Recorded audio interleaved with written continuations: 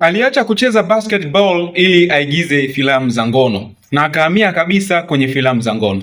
Stori yake ipo hivi. Huyu mwanadada unamuona hapa anaitwa Liz Campage ama Elizabeth Campage. Alizaliwa huko London, Marekani. Baada ya kuzaliwa huko London, Marekani, familia nzima baadaye ikahamia Australia. Baada ya kuhamia Australia, ndipo huyu mwanamke akaanza kucheza basketball. Amecheza basketball kwa muda mrefu, akawa ni mtu maarufu kweli kweli. Yaani siku hadi siku umaarufu wake unazidi kupanda. Baada ya kuwa maarufu zaidi, ndipo huyu mwanadada akachunguza kwa muda mrefu sana. Kipato chake akaona hakiendani na matarajio ambayo alikuwa anayahitaji.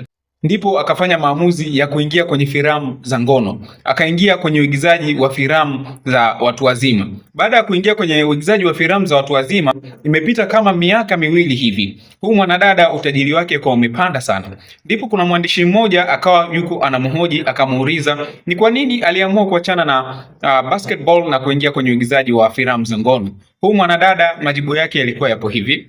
Alisema ya kwamba baada ya kuingia kwenye uigizaji wa filamu za ngono, amekuwa akiingiza mshahara ama pesa kwa mwezi mara 3 zaidi ya kile ambacho alikuwa akikipata kwenye basketball.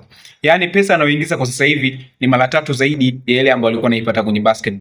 Wewe una maoni gani kuhusiana na tukio ama historia ya maisha ya huyu Elizabeth Campage? Vipi, amefanya sahihi au kazingua? See you next time, my name is Kalesa Star.